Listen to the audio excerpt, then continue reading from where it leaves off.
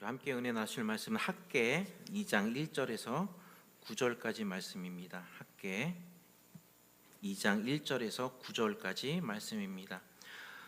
구약 성경 1311페이지 정도 있습니다. 1311페이지 학개 2장 1절에서 9절까지 말씀 우리 같이 합독하도록 하겠습니다. 일곱째 달 곧 그 달의 21일에 여호와의 말씀이 선지자 학개에게 임하였느니라. 이르시되 너는 스알디엘의 아들 유다 총독 수룹바벨과 여호사닥의 아들 데스장 여호수아와 남은 백성에게 말하여 이르라. 너희 가운데 남아있는 자 중에서 이 성전의 이전 영광을 본 자가 누구냐? 이제 이것이 너희에게 어떻게 보이느냐? 이것이 너희 눈에 보잘것없지 아니하냐? 그러나 여호와가 이르노라. 수룹바벨아 스스로 굳세게 할지어다. 여호사닥의 아들 데스장 여호수아야 스스로 굳세게 할지어다. 여호와의 말이니라. 이 땅 모든 백성아 스스로 굳세게 하여 일할지어다. 내가 너희와 함께하노라. 만군의 여호와의 말이니라.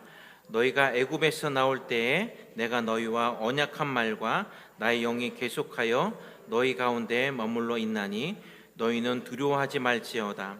만군의 여호와가 이같이 말하노라. 조금 있으면 내가 하늘과 땅과 바다와 육지를 진동시킬 것이요 또한 모든 나라를 진동시킬 것이며 모든 나라의 보배가 이르리니 내가 이 성전의 영광이 충만하게 하리라. 만군의 여호와의 말이니라. 만군의 여호와의 말이니라. 이 성전의 나중 영광이 이전 영광보다 그리라. 만군의 여호와의 말이니라. 내가 이곳에 평강을 주리라. 만군의 여호와의 말이니라. 아멘. 제 옆에 꽃이 예쁘게 펴져 있는데 제가 연보라를 되게 좋아합니다. 옛날에 후카도 어디죠? 삿포로에서 먹었던 그 라벤더 아이스크림이요 너무 맛있어요. 라벤더 아이스크림이 연보라로 되어 있습니다. 무조건 저는 연보라만 보면은 너무나 이상하게 마음이 좀 포근한 거예요. 양옆이 꽃이 있는데 제가 가운데 딱 서 있으니까 꽃이 죽는 것 같아가지고 정말 미안한데 어쨌든간에 오늘 말씀은요 이제 기분 좋게 편안하게 좀 들었으면 좋겠습니다. 이제 설교는 보통 이제 주의 설교도 있고 이제 강의 설교가 있는데 저는 주의 설교를 좀 많이 좋아하는 편인데 주의 설교를 몇 번 했더니 다들 주무실 준비를 하시더라고요. 그래가지고 주의 설교를 가급적이면 줄이고 이제 강의 설교를 합니다. 그래서 조금 이제 성경 말씀에 약간 이제 벗어난 저의 뭐 간증이라든지 이런 것들이 좀 있다 할지라도 여러분 졸지 말라고 말씀드린 거니까 나중에 돌아가시면 맨날 저의 간증만 기억하시고 말씀을 기억 못 하시고 그냥 웃다 간다고 그러면 제가 죽을 줄 알았나 봐요. 여러분 웃다 그냥 가시면은 제가 슬퍼요.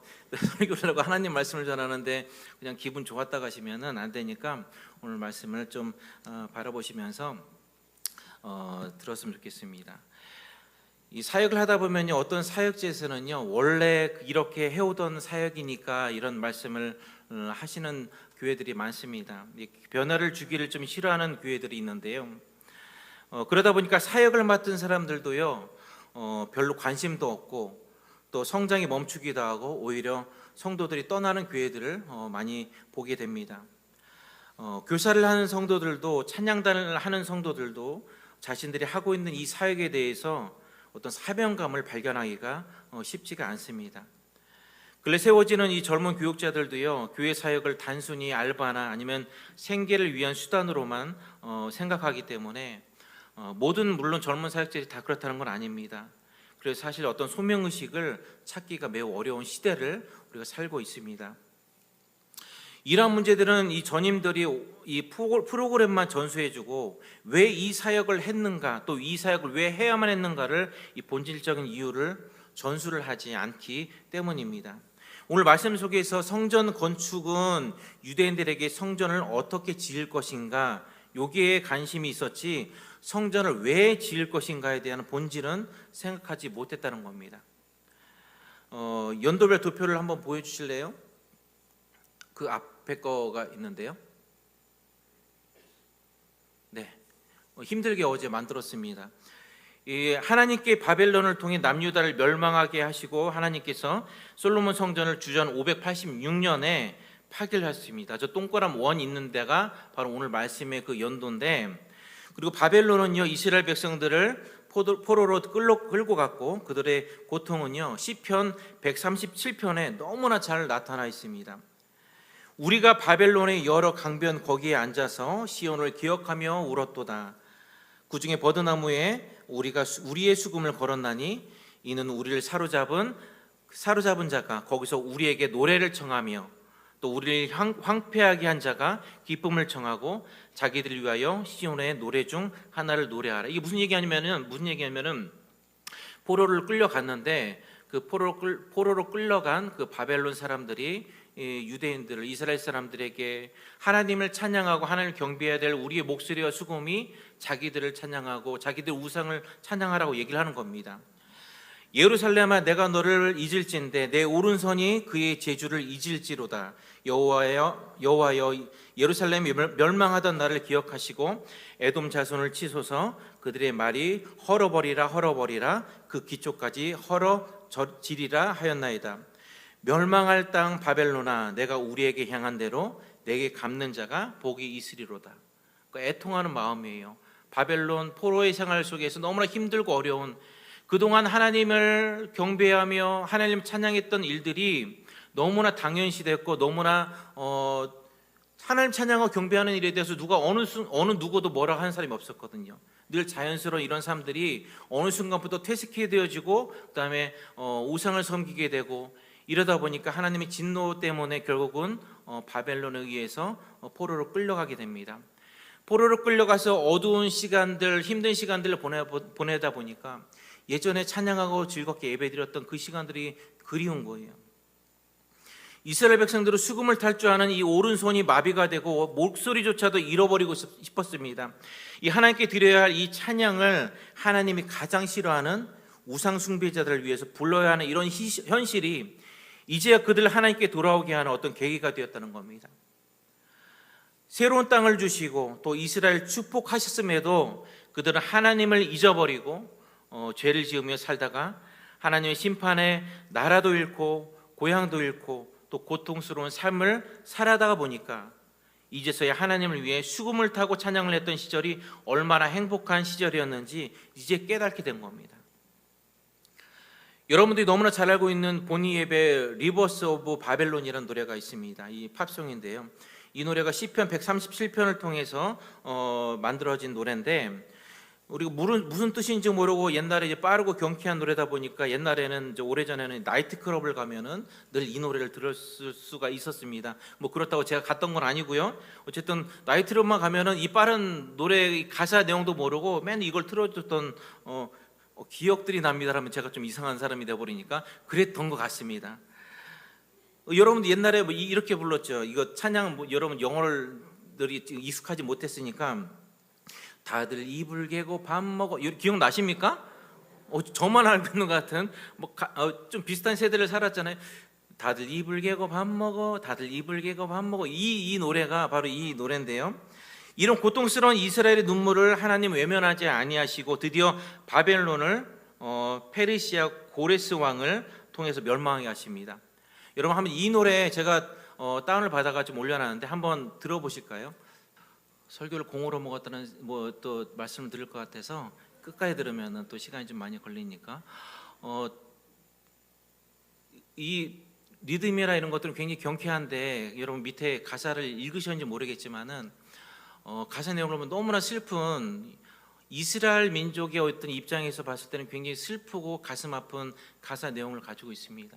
그럼에도 이제 흥겨운 이 리듬 때문에 자신도 모르게 어깨가 들썩들썩 하시는 분 몇 분 제가 계신 걸 봤는데, 그분들이 이제 과거가 좀 의심스럽긴 하지만 어쨌든 간에 이 가사 내용 속에 담겨 있는 이 슬픔의 목소리가 그동안 하나님을 경배하고 찬양했던 이 아름다운 모습들이 이제는 지금 그걸 유지할 수 없는, 그리고 무너진 성전을 보면서 가슴 아픈 포로의 생활들을 하는 이스라엘 민족들의 어떤 마음을 담은 노래와 성경 구절이기도 합니다. 이런 고통스러운 이스라엘 눈물을 하나님 외면하지 않으시고 드디어 바벨론을 페르시아 고레스 왕을 통해서 드디어 멸망하게 하십니다. 그리고 유대인들을 다시 고향으로 보내라고 허락을 했고 다시 성전을 세울 수 있도록 허락을 했습니다. 주전 536년에 성전 공사가 드디어 시작되었는데, 그런데 그것도 잠시 이 주변국들이 페르시아 고레스 왕에게 상소를 해요. 뭐라고 하냐면 이스라엘 민족들이 성전 건축을 하는 걸 막아달라. 이스라엘 민족들은요, 나중에 이 사람들은 군집해 사는 사람들 어떤 민족성을 가지고 있어서 나중에 다시 뭐 데모를 일으키거나 나중에 뭐 큰일을 벌일 수 있습니다. 이 고레스 왕에게 상소를 해가지고 결국 성전 건축이 중단되게 됩니다. 그런데 중요한 건요, 외부에서 성전 건축을 반대하는 탓도 분명히 있었지만은 성전 건축이 멈추게 된 가장 큰 이유는 이 귀환한 5만 명 모두 영적으로 무관심과 나태함에 빠져 있다는 이유가 더욱더 컸습니다. 나 살기도 빠듯한데 성전 건축이 먼저냐?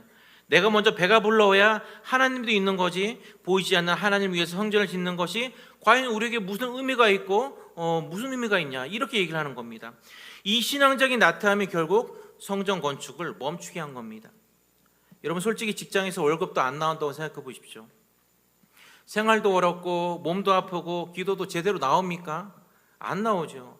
이럴 때일수록 더 열심히 기도라고 목사님이 늘 권면하지만 그게 귀에 안 들어옵니다. 저도 해봤습니다.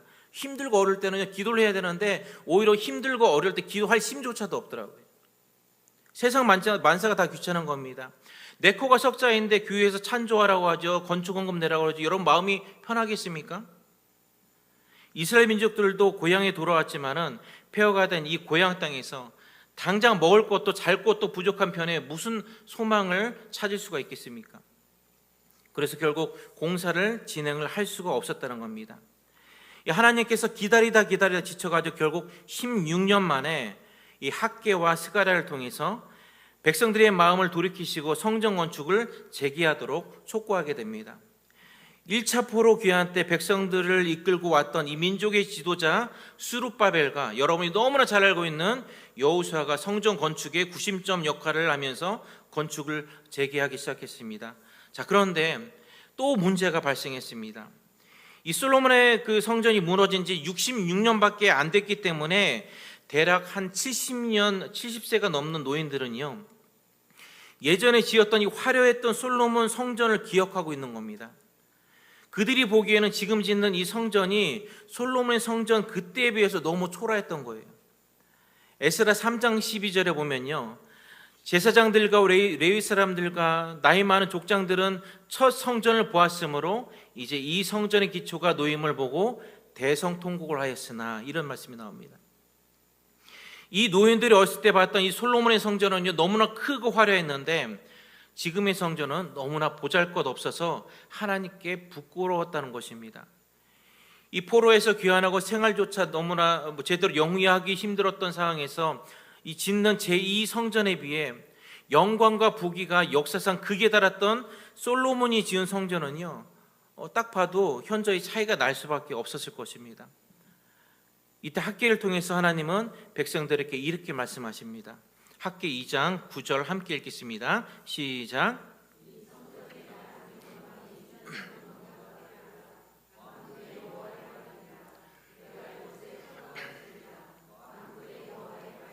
아멘.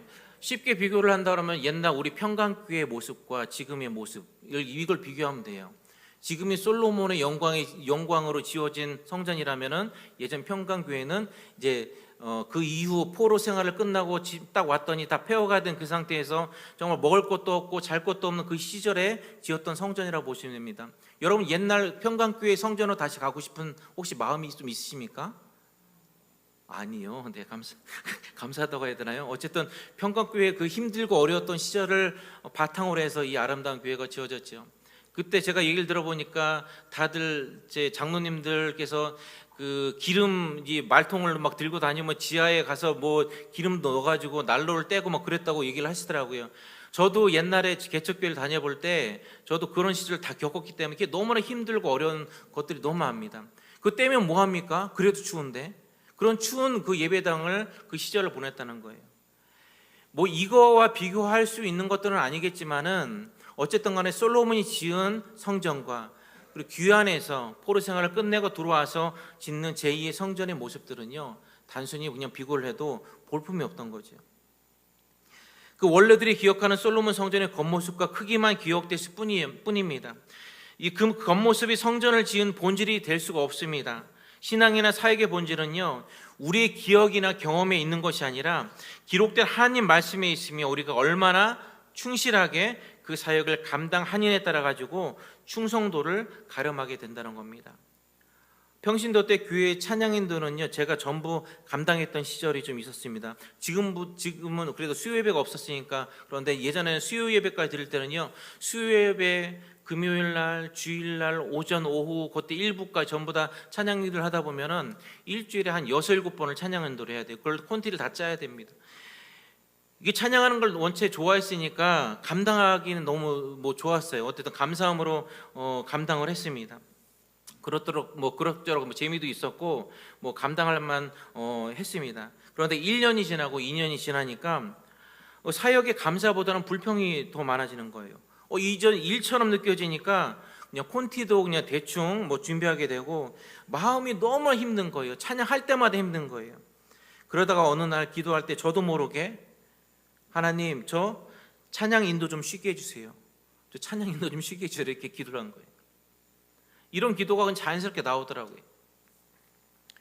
그렇게 기도하고 나서 며칠이 지난 다음부터요, 오른쪽 눈에 까만 원 같은 게 보이기 시작했어요. 이쪽 오른쪽에. 그러다가 시간이 점점 지나가다 보니까 이 원이 점점 커지는 거예요. 그러다가 한 달, 2달 지나니까 그 다음부터 오른쪽 눈이 실명이 돼가지고 눈이 안 보이기 시작했습니다. 한쪽 눈으로만 악보를 보면서 찬양한다는 것이 너무 힘들었어요. 결국 이제 찬양인도를 하고 싶어도 더 이상 할 수 없게 되어서 찬양인도 사역을 내려놓고 분당 서울대병원에 갔습니다. 그랬더니 황반변성이라는 진단을 받고 지금까지 뚜렷한 치료 방법이 없다고 그럽니다. 그때부터 제가 기도가 바뀌었어요. 하나님, 혹시 앞이 보이지 않게 되면은 제가 악보를 외워서라도 찬양인도를 하겠습니다. 그러니까 악보를 보고 찬양할 수 있도록 해주십시오라고 이렇게 기도가 바뀌었어요. 그 이제 항암 주사를 이제 안구에 주사 바늘로 한 15회 정도 주입하면서 치료를 했는데 앞을 볼 수 없을 거란 이런 두려움들이 계속된 겁니다. 그러던 어느 날 희미하지만은 성경책 글씨가 눈에 들어오기 시작했고 또 하나도 안 보였던 눈이 검은 바둑알 크기로 점점 줄어들더니 눈이 한 90% 정도 회복이 되어서 생활하는데 이제 지장이 없게 된 겁니다. 완전한 치료는 힘들다고 해서 지금도 제가 스트레스를 받거나 아니면 몸이 좀 피곤하면은 오른쪽 눈의 시력이 제가 이쪽이 급격히 떨어집니다. 그리고 옆에 사람한테 한 대 맞은 것처럼 여기가 먹먹해요. 그런 현상이 좀 있습니다. 그러니까 여러분들이 저 이제 스트레스 주시면 안 되고요. 이제 때가 되면 삼계탕도 사주시고 장어도 사주셔서 이제 시력이 더 이상 떨어지지 않게 여러분들이 잘 제 눈을 좀 보호해 주셔야 제가 사역을 좀 오래 할 수 있습니다. 치료하는 동안에 다른 집사님이 찬양 인도를 하기 시작했는데요. 그걸 보는데 속으로 어떤 생각이 드냐면은 그렇게 하기 싫다고 기도했던 제가 난 저 집사님보다 좀 잘할 수 있는데 이런 마음이 드는 거예요. 찬양 인도 사역에 불평하고 힘들어했던 제 마음이 어느 순간에 이제 감사로 바뀌었습니다. 그럼에도 불구하고요, 그 교회에서 찬양의 기회는요, 찬양 인도의 기회는 저에게 다시는 오지 않았습니다. 요한계시록 2장 5절 우리 같이 한번 읽어볼까요? 시작.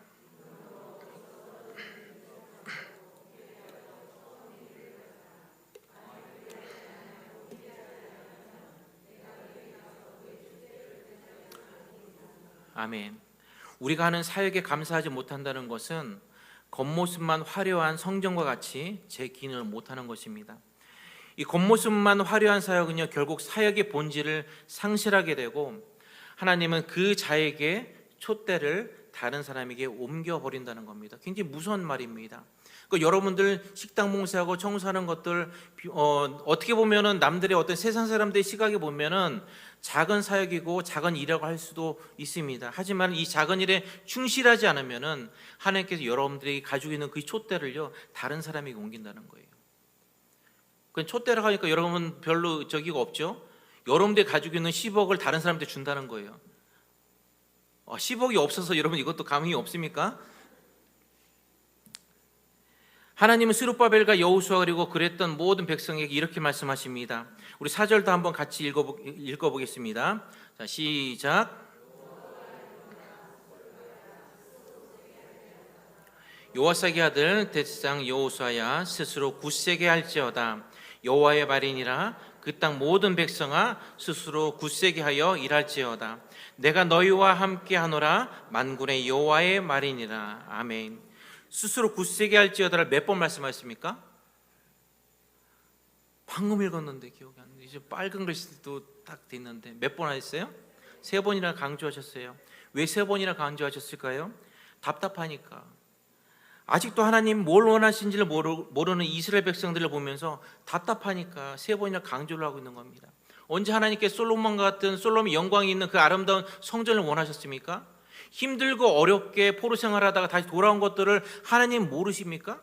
아세요. 먹을 거 없는 것도 아시고 살 것도 마땅치 않은 것도, 이 모든 것 다 알고 계시는데 하나님께서 무슨 욕심을 가지고 이스라엘 백성들에게 솔로몬과 같은 더 큰, 더 화려한 성전을 원하셨겠습니까?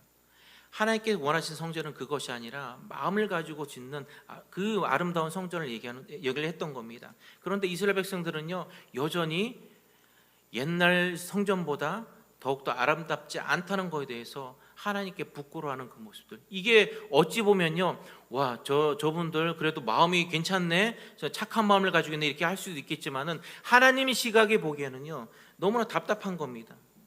지금도 여러분에게 내가 너와 함께 있을 거야, 내가 너를 지켜줄 거야, 내가 너의 미래를 책임져 줄 거야, 아무리 강조를 해도 우린 다른 데만 쳐다보고 있지 않습니까? 이스라엘 백성들이 하고 있는 짓을 우리도 똑같이 여전히 하고 있는 겁니다. 여전히 내 상황에 대해서 두려워하고, 여전히 다른 곳에서 방법을 찾으려고 하고, 여전히 내 미래를 내 관점에서 두려워하니까 굳세게 믿음 좀 지켜, 굳세게 날 좀 봐, 굳세게 날 좀 믿어봐라고 늘 우리 마음속에 말씀하고 계시는데 우리는 그 말이 들리지가 않는 거예요. 성전 제거는요, 노인들의 기억이 아니라 하나님의 말씀에 따라서 세워져야 한다는 겁니다. 하나님의 유대인 공동체가 솔로몬 성전을 재건하기를 원하지 않으셨습니다. 중요한 건 하나님의 언약과 말씀이었고, 이에 근거해서 하나님을 예배하며 하나님과 함께 하심을 경험하는 것이었습니다. 어제 교역자 회의를 하고 담임 목사님께서 마침 기도를 하시는데, 이 목사님, 김 목사님, 그리고 두 분의 사모님과 그 가족들이 주님 안에 귀하게 쓰임을 받기를 기도합니다라고 기도를 하셨어요. 우리 교회 목사님이 몇 분 계세요? 3분 계시죠. 우리 담임 목사님, 그리고 김 목사님, 이 목사님, 담임 목사님 조 목사님이십니다. 조 목사님, 김 목사님, 이 목사님, 제 담임 목사님 조 목사님 이렇게 하면 좀 그러니까 어쨌든 간에 어쩜 그렇게 부르실 때도요 헷갈리지 말라고 성이 다른 목사님들을 붙여놓으시는 모르겠어요. 발음도 비슷한 분이 한 분도 안 계세요. 제가 만약에 이 목사가 아니라 임 목사라고 쳐보세요. 김 목사님이랑 임 목사님이랑 헷갈릴 거 아니에요. 그런데도 불구하고 성씨도 멀리 찢어 놓으셔가지고 비슷한 성이 하나도 없어요. 자, 그런데 담임 목사님이 기도하실 때 3분의 목사님이 기도 중에 누가 빠졌습니까? 담임 목사님 기도를 빠진 거예요. 왜? 담임 목사님이 기도하시니까. 우리는 늘 기도할 때 목사님뿐만 아니라 우리 모두 다 대부분 그렇잖아요. 특히 새벽에 나오셔서 기도하시는 분들 들으려고 하는 건 아니지만 가끔씩 이제 들려오는 소리에 보면은 가족들을 위해서 기도하고 교회 이웃 부모를 위해서 기도하지만은 나를 위해서 기도하는 건 굉장히 인색한 우리들의 모습입니다. 그런데 재미있는 사실은 내 기도는 못하더라도 내가 남을 위해서 기도할 때 나의 기도 제목까지도 더욱더 크게 응답하신다는 겁니다. 남을 축복했을 때, 남에게 선한 행위를 했을 때, 내가 손해를 봐도 남이 이익을 봤을 때 나에게 더 큰 축복을 내려주시는 것이 바로 하나님의 방법이라는 겁니다. 이게 사역의 본질입니다. 내 기준의 사역이 아니라 하나님 기준의 사역을 감당했을 때 하나님이 더 큰 은혜를 주시는 게 바로 하나님의 기준의 사역이라는 겁니다. 그래서 성전 제거는요, 내 기준의 성전이 아니라 하나님 기준에 맞는 아름다운 성전을 짓는 것이 중요합니다. 내 기준에 맞는 신앙생활은요, 딱 봐도 멋있는 사역이나 아니면 교회에서 나 없이면 안 되는 이 오만한 사역이 아니라 하나님의 언약과 말씀을 붙잡고 하나님이 함께 하심을 경험하는 것, 그것이 바로 외모를 보지 않으시는 하나님의 기준임을 여러분 믿으시기 바랍니다. 과거 화려했던 솔로몬의 성전은요, 외적으로는 여전히 영광스러워 보였지만 점차 유다 왕국 말기로 갈수록 그 거룩함을 상실해 갔습니다. 내적으로는 우상 숭배로 인해서 완전히 부패하였고, 또 여호와의 영광이 떠날 수밖에 없었으며, 또 도리어 하나님의 경로로 가득 채워진 강도의 소굴과 같은 곳이 바로 솔로몬의 성전이었습니다. 특히 므낫세 왕 통치 당시에는요, 성전에 각종 가증한 우상들을 세우고 그곳에서 우상을 위해서 분향을 올리기도 하였습니다. 현대어로 말하자면요, 교회에서 구슬나고 전을 받다고 하면 여러분 좀 이해를 할 수 있겠습니까? 솔로몬의 성전이 무너지고 폐허가 됐다는 것은 단순히 바벨론의 침략으로만 이루어진 결과가 아닙니다. 허울에 찬 영광밖에 남지 않은 이 솔로몬 성전을 하나님이 완전히 파괴시키고 불태우심으로 그 영광의 막을 내리기로 바로 하나님이 결정을 하셨다는 겁니다. 교회를 아름답게 짓고 교인들이 우러러보는 직분자로 피택이 되어졌다고 할지라도 사명자의 본질이 완성된 것이 아닙니다. 요즘 많은 교회들은요, 자격이 없는 집사, 권사, 장로가 세워져서 하나님의 부르심에 후회가 있는 사명자로 오히려 성도를 시험에 들게 하고 하나님의 이름을 더럽히면서 세상 사람들로 하여금 손가락질을 당하게 만들고 있습니다. 성도가 성도답지 못하고 목사가 목사답지 못한 세대에서 주님이 우리를 부르신 본질을 찾아가는 것이요, 너무나 어렵고 힘든 일이지만은 하나님은 오늘 말씀에 그렇다 할지라도 너희 스스로 굳세게 하라고 우리에게 명령하시고 말씀하시는 겁니다. 스스로 굳세게 할지어다는요, 히브리어로 뭐라고 하냐면 하자크라고 합니다. 하자크. 이 하자크는요, 이 의미는 굳세게 해줄래? 아니면 굳세게 하든지 말든지 너 마음이지만은 가서 좀 굳세게 하자, 뭐 이런 의미가 아닙니다. 하자크는요, 명령어입니다. 너 스스로 반드시 굳세게 해. 그 뒤에 생략된 게 무엇입니까? 이것은 명령이야. 나의 명령이야. 이 말만 생략되어져 있는 것입니다. 학교는 비록 초라한 모습으로 재건되어져 가고 있는 성전이지만은 하나님의 권능에 의해서 이 성전의 영광이 충만하게 되리라고 예언을 하고 있습니다. 지금 겉으로 보이는 모습에 붙잡히지 말고 이후에 하나님이 이 성전을 어떤 모습으로 바꾸어 가실지 기대라는 겁니다. 아름다운 교회가 겉모습도 아름답지만은 하나님의 영광이 충만한 교회가 되길 축원합니다. 초등학교 때 우리 눈앞에 보이는 사물들은요, 빛이 사물에 반사되어서 우리 눈에 들어와 볼 수 있다고 배웠습니다. 그렇다면 만일 빛이 없다고 가정할 때 우리 눈앞에 사물은 볼 수 없지만은 그 사물의 존재가 사라집니다. 그렇다고 어두움이란 것도 존재하지 않을 수가 있겠구나, 이렇게 생각이 들었습니다. 이 어두움은 그냥 빛이 없어서 어두운 거지 어두움 자체는 실제로 존재하지 않을 수도 있겠구나라는 생각이 든 거예요. 그럼 차가움이란 존재할까? 차가움이란 열이 없다는 것이기 때문에 열이 있다 없다를 말할 수 있어도 차가움이란 어쩌면은 실제로 존재하지 않을 수도 있지 않을까? 다시 말하자면 우리가 부지런하지 않고 그냥 가만히 있는 것만으로도 우리는 게으른 것이고, 우리가 악을 행하지 않더라도 선을 행하지 않는 것만으로도 우리는 악한 것이라고 말을 하고 있습니다. 아무리 멋있는 성전이 할지라도 그곳에 하나님의 영이 계시지 않으면 이미 그건 성전이 아닙니다. 여러분의 헌신과 사역의 본질을 보여주지 않으면 더 이상 여러분들의 사역은 하나님께 영광이 아니라 그냥 행위로만 그친다는 겁니다. 간증 하나만 하고 시간이 좀 많이 지났는데 마치려고 합니다. 제가 평신도로 곤지암에서 살 때 감리교를 다녔습니다. 감리교회를 다녔는데 그때 중고등부 청년부 부장을 맡고 있었는데 규석이라는 청년이 있었어요. 근데 규석이 엄마는 경기도 광주에 아주 유명한, 저도 한번 가보고도 싶은 아주 용한 무당이었습니다. 엄마 얼굴이 진짜 장군처럼 생겼어요. 또 공교롭게 그 엄마가 장군신을 모시고 있는 그 무당이었습니다. 토요일날 어느 날 식구들이랑 외출을 했는데 담임 목사님께서 다급하게 전화를 하신 거죠, 저한테. 그때 집사였거든요. 이 집사 빨리 와. 다급하게 전화하지. 이 집사 빨리 와. 지금 규석이네 귀신 쫓아내려고 하는데 특공대가 필요해요. 이제 충청도 분이시라 특공대가 필요해요. 이렇게 말씀하시는 거예요. 제가 20대 중반에 전도사를 했던 걸 이제 아셔가지고 이제 저의 이제 놀라운 그 영빠를 좀 기대하시고 특공대로 저를 이제 부르신 거예요. 신학생 때 이제 저도 이제 귀신 들린 친구를 이제 쫓아본 기도한 경험도 있고 해서 이 두려움 없이 이제 도착을 했는데 딱 도착했는데 벌써 이제 시작을 하신 거예요. 무당이 목사님이 기도를 피해서 도망가다가 길거리까지 나온 거예요. 좁은 길거리까지 도망을 간 겁니다. 목사님이 저를 보시더니 이 집사 빨리 와 그러더니 여기 도망가게 팔이랑 머리 좀 붙잡으래요. 저는 기도하러 왔는데 팔이랑 머리를 좀 붙잡으라고 그러. 아니 얼굴만 봐도 엄청 이제 무섭게 생기신 이분 머리랑 팔을 붙잡으라니까. 그래도 이제 할 수 없이 이제 머리를 누르고 있는데 무당 얼굴과 제 얼굴 간격이 30cm도 안 되는 거예요. 바로 앞에 무당 얼굴이 있는 겁니다. 목사님은 예수 이름을 명하노니 귀신아 물러가라 이렇게 막 하시면서 두 손가락을 이렇게 해가지고 무당 눈을 막 찌르고 계시지요. 전 무섭게 노려보는 이제 무당 얼굴을 30cm 이 바로 앞에서 쳐다보고 있는 거면서 서로 눈이 막 마주쳐가지고요. 얼마나 무서운지 몰라요. 장로님 권사님들은요 저 멀리 떨어져가지고 제 뒤에서 기도만 하고 계시고 마음속에 이런 마음이 든 겁니다. 교회를 옮길까 뭐 이런 마음이.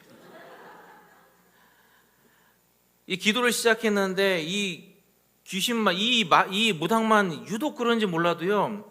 막 기도를 하니까 침을 막 뱉는 거예요. 무당 얼굴 제 얼굴 간격이 30cm밖에 안 되니까 침을 제가 혼자 다 맡고 있는 거예요 이게. 목사님은 제 뒤통수에서 교묘하게 침을 열심히 또 피해 가시면서 기도를 하고 계시고 얼굴은 무섭지. 혹시 이 침이 내 입으로 들어가서 나도 귀신 들리는 건 아닌지 이게 막 두려운 마음들이 막 드는 겁니다.